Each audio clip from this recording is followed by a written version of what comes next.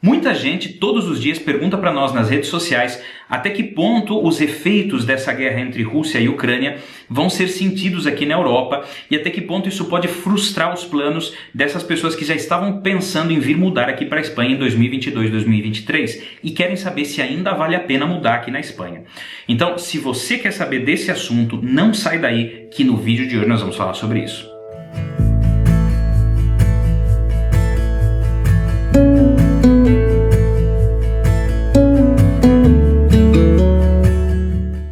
Fala pessoal, tudo bem com vocês? Eu sou o Marcos do canal Fazendo as Malas, Morar na Espanha. Se você já está inscrito, muito obrigado. Se você não está inscrito ainda, entra nas nossas playlists. Eu tenho certeza que ao ver a variedade de conteúdo, você vai acabar se inscrevendo.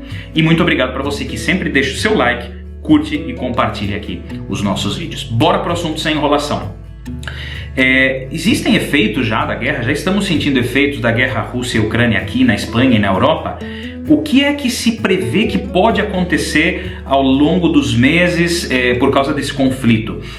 E, afinal das contas, vale a pena ainda mudar para a Espanha ou não? Se você está em processo aí de planejamento, você vai ter que deixar o seu sonho parado um tempo?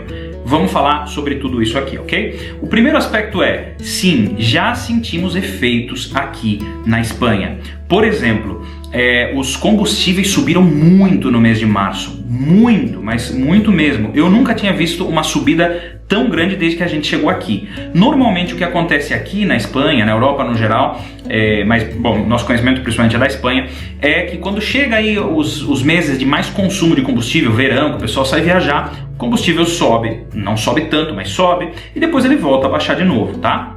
E já de uns anos para cá, um ano e meio mais ou menos, que o combustível vem subindo, não só nesses parâmetros normais, que verão sobe um pouco e depois abaixa, já vinha subindo, ok? Mas o fato é que agora com a guerra o combustível disparou de preço. Inclusive tem notícias, tá, de jornais aqui da Europa, por exemplo, que em Portugal se prevê que a gasolina vai chegar a 3 euros o litro, quando antes estava por debaixo de 1,50 a gasolina. Então, para você ter uma ideia do quanto nós estamos falando aqui de um efeito que nós já estamos sentindo, que é a subida dos combustíveis. E isso afeta outros aspectos também, porque, por exemplo, aqui em casa, a calefação, que é o aquecimento que nós usamos no inverno para aquecer a casa e também todo ano para aquecer a água do chuveiro, para aquecer a água da torneira, nós aqui usamos diesel. Então o diesel também subiu, esse diesel residencial também subiu e subiu bastante. A última vez que eu comprei em dezembro, nós tínhamos pagado no litro mais ou menos 79 centavos. E agora em finalzinho de fevereiro, começo de março, a gente comprou outra vez diesel e eu paguei 1,06 €. Então também é um salto de quase 30 centavos em menos de 2, 3 meses, tá? É uma proporção de aumento muito grande e nós nunca tínhamos visto isso aqui. E aí não precisa ser um gênio para entender que, e um detalhe, hein? A energia elétrica também já vinha subindo, e isso não é só por causa da guerra, tá? Aqui na Europa existe uma grande crise energética que basicamente os preços vêm subindo já faz tempo e nós estamos numa alta histórica da energia elétrica mesmo antes da guerra e agora subiu ainda mais, tá? O governo está querendo fazer algumas ações para tentar forçar a baixada de preço da energia, mas enfim, nós não sabemos o que vai acontecer. Agora, aí entra, não precisa ser um gênio para somar 1 mais 1 e ver que é igual a 2 e que, claro, se sobe combustíveis, se sobe energia elétrica, logo vai subir um monte de coisas mais, porque para tudo a gente depende de combustível e de energia elétrica. Para entregar qualquer produto, para a realização de qualquer serviço, se depende de energia elétrica e de combustível, ok? Mas o que eu quero deixar bem claro para vocês aqui é panorama. Qual é o panorama geral? Num primeiro momento, a Espanha não seria dos principais países afetados. Por quê? Pelo seguinte, se a gente for falar, por exemplo, da questão do gás russo, porque a Europa, no geral, depende do gás russo, a Europa consome o gás russo e o gás nós usamos aqui para aquecer as casas, para aquecer a água da torneira, para calefação, né?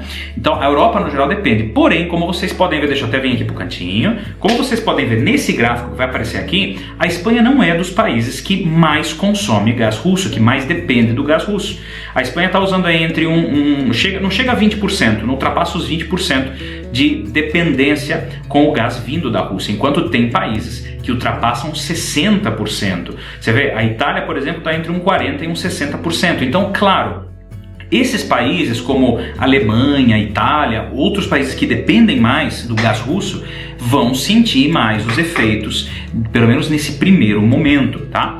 Então isso é uma coisa que a gente tem que ter em mente. Agora, já nós vamos falar um pouquinho mais sobre isso, que isso não quer dizer que nós estamos imunes aqui na Espanha, que os efeitos vão ser assim, principalmente ao longo prazo, que nós não vamos ser afetados. O que se prevê de verdade aqui na Europa, como um todo, por causa da guerra da guerra Ucrânia-Rússia?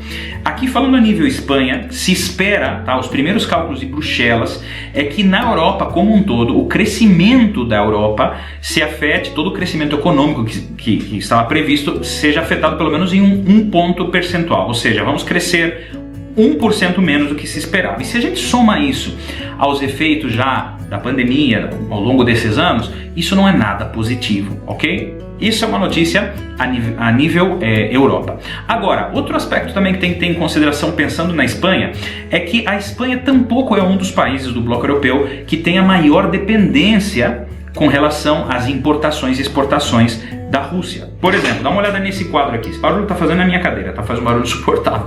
Dá uma olhada aqui nesse quadro aqui do lado, tá? Você pode ver que a Espanha, por exemplo, deixa eu até me aproximar um pouquinho porque senão não enxerga. Aí, ó. A Espanha, aí tá as importações em milhões de euros, tá?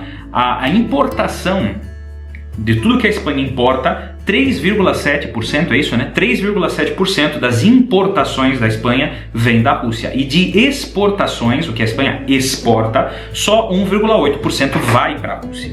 Enquanto a gente vê que tem países que importam e exportam muito mais. É mais fácil ver pelos gráficos, né? Então aqui também não deixa de ser um aspecto positivo. Num primeiro momento, a Espanha não seria talvez o país mais afetado pela guerra Ucrânia-Rússia, ok? E logo, se a gente falar em questão de exposição do mercado financeiro, também dá uma olhada nesse gráfico. E o barulho da cadeira de novo acompanha a gente. Dá uma olhada nesse gráfico aqui, exposição do Banco Internacional com a Rússia, dos bancos aqui, né? A Espanha, ela tampouco é um dos países que mais tem exposição em negócios financeiros com a Rússia. Então, num primeiro momento, isso também é positivo, ok? Agora, nós não podemos esquecer do seguinte: no mundo globalizado onde nós vivemos hoje em dia, né, as relações comerciais, as relações internacionais são um emaranhado. Então, esses números que eu mostrei para vocês pode ser algo positivo a curto prazo, mas pelo que nós estamos vendo, esse conflito vai seguir por um tempo e no longo prazo é claro que vai ser afetado. Por quê? Porque se o bloco europeu vai ser afetado, se outros países do bloco europeu vão ser afetados, se isso vai mudar relações de importação e exportação,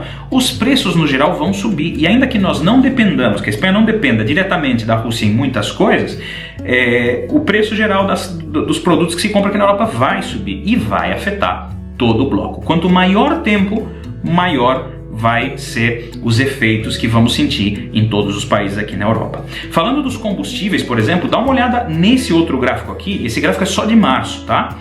E olha só como subiu os combustíveis em março. Aí você tem gasolina, tá? Sem plomo, com aditivo, enfim. E tem o diesel, que o diesel está em vermelho. Mas olha só a subida dos preços no combustível. Então isso se nota aqui. E um detalhe, como nós falamos, já tinha subido antes, mas agora está subindo muito mais. E sobre os alimentos, por exemplo, se prevê que vai ter um aumento de 22% na alimentação, custo de alimentação, por causa da guerra Rússia-Ucrânia, tá? Aí eu vou deixar a notícia para vocês verem, 22%. Tudo bem que isso é uma previsão, pode ser menos? Pode, e pode ser mais também. Então, o que eu quero dizer com isso? Eu estou dizendo para vocês que isso quer dizer que não vale a pena mudar para a Espanha em 2022 ou 2023? Não estou dizendo isso, porque cada caso é um caso.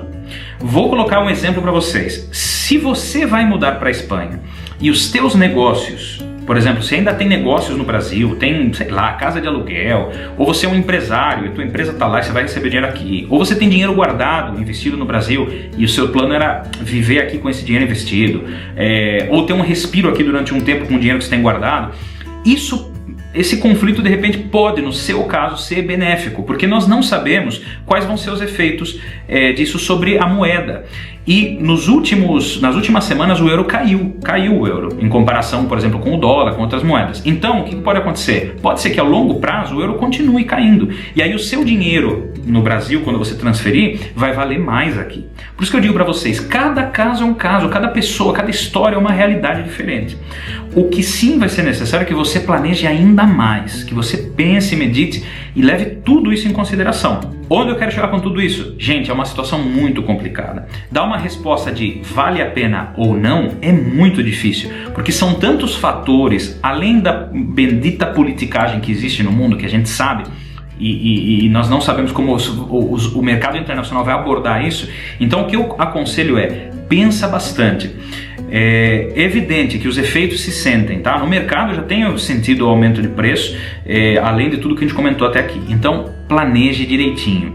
Mudar de país é um sonho muito bonito. Nós vivemos isso e é algo que sempre que eu vejo que a pessoa está bem planejada, eu digo, olha, mete o pé, vai embora, né? Mas é importante o planejamento. E é importante por quê? Porque quanto mais dificuldades existem, mais fácil é que esse sonho vire um pesadelo, se você não tiver pensado tudo direitinho. Ok? Eu espero que esse vídeo aqui te ajude um pouquinho a entender qual é a situação que nós já estamos vivendo, o que se prevê que possa acontecer, mas nunca com o objetivo de fazer com que você abandone os seus sonhos. Simplesmente te dizer qual é a situação aqui para que você possa se preparar melhor para um possível cenário que possa acontecer. Ok? Espero que você tenha gostado desse vídeo. Muito obrigado por acompanhar o nosso canal. Se você gostou, deixa o seu like, curte, compartilha. Um beijão e até a próxima. Tchau, tchau.